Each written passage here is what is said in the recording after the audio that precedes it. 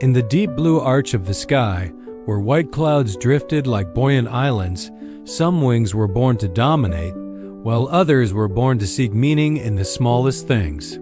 My story begins in a lush green valley where these two lives met, not to confront each other, but to redefine the very meaning of greatness together. I am Pip, a tiny sparrow. My life unfolded amidst dense thickets, beside wildflowers and the gentle murmur of the stream. Every morning, I would raise my voice in song, a clear melody I once took great pride in. But then that pride gradually faded, overshadowed by a colossal shadow, a shadow that soared across the vast sky. That was Aeron, the most majestic eagle in the region. Aeron possessed powerful wings, keen eyes, and a cry that echoed through the mountains and forests. Each time Aeron circled in the air, every eye below would gaze up in admiration. They marveled at his strength, his freedom, his lofty perspective. As for me, I was merely an invisible speck among countless leaves. Envy crept into my soul like a poisonous vine. It tightened its grip around my heart, making my song feel lost and sorrowful. Why was I so small? Why couldn't my wings carry me to those cloud-kissed peaks? Every time I saw Aeron, I would shrink back, feeling insignificant and useless. One afternoon, as I sat dejectedly on a dry branch, a gentle voice spoke beside me. "The shadow in your heart is even larger than the eagle's shadow in the sky, Pip." I started, turning around. It was Daisy, a wise old dove with soft, ash-colored feathers. She had lived in this valley longer than anyone and seemed to understand every sorrow. I bowed my head, ashamed of my thoughts. Daisy gently preened her feathers, then continued, her voice as warm as the afternoon sun. "Envy is a shadow, Pip. It only exists when you turn your back on the light. As long as you keep looking at that shadow, you will only see your own darkness and distortion. Don't try to fight it. Do something much simpler. Turn towards the light." "The light? Where is the light, Daisy?" I whispered.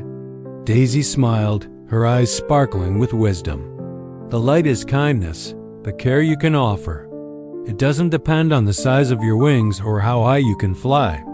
It lies right within your small but warm heart.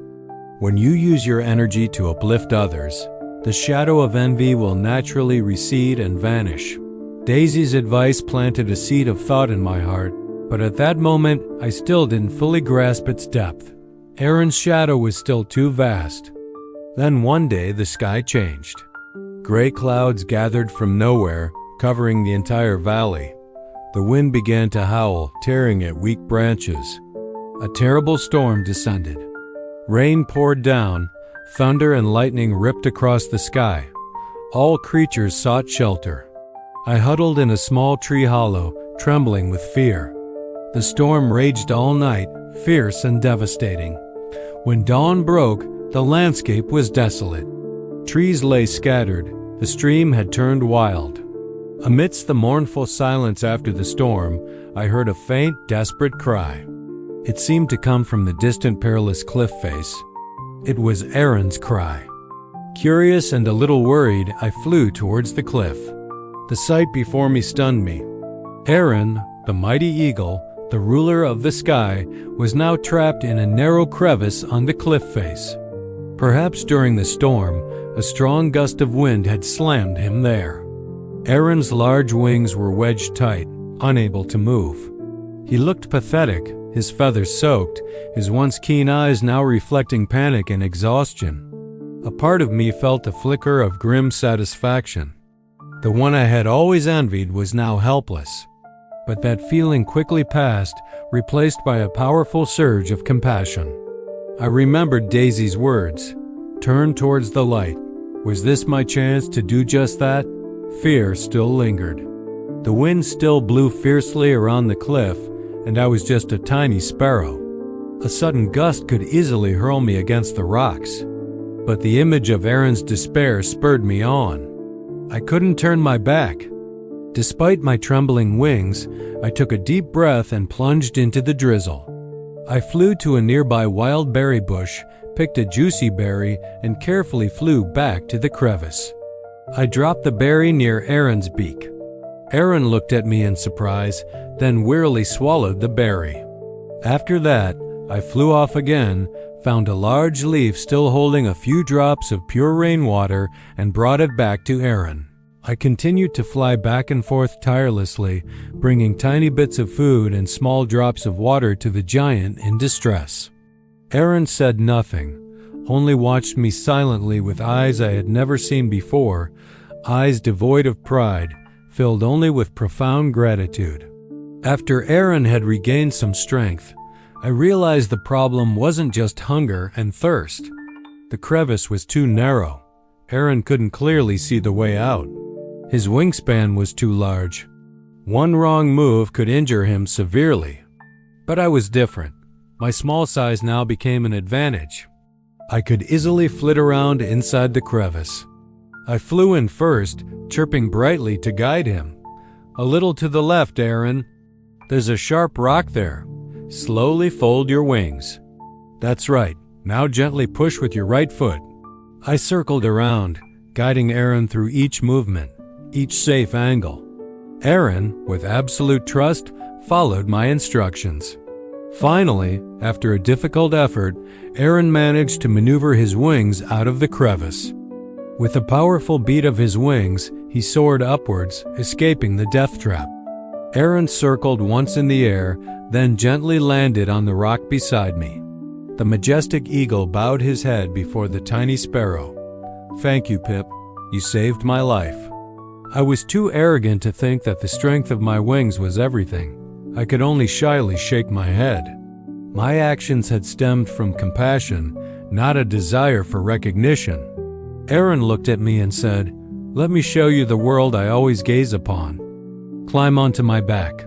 I hesitated for a moment, then bravely hopped onto Aeron's broad, warm back. And then we took flight. It was a sensation I could never forget. The world unfolded beneath me, not through the eyes of envy, but through a shared experience. I flew higher than the tallest trees, gliding past majestic mountain peaks.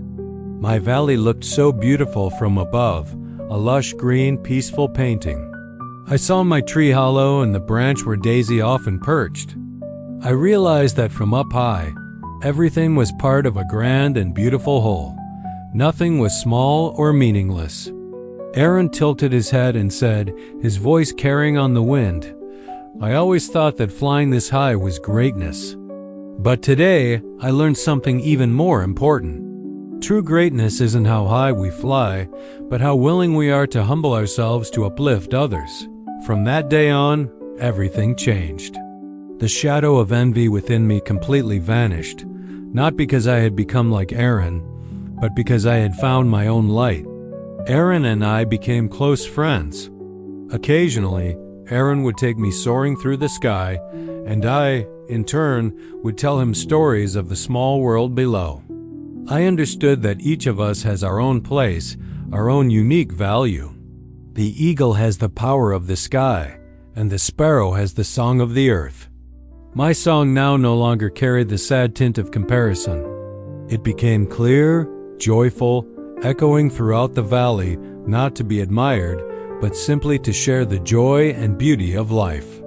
I had learned that the strongest wings are not those that fly the highest, but the wings of kindness, capable of flying into the darkest places to bring light and hope.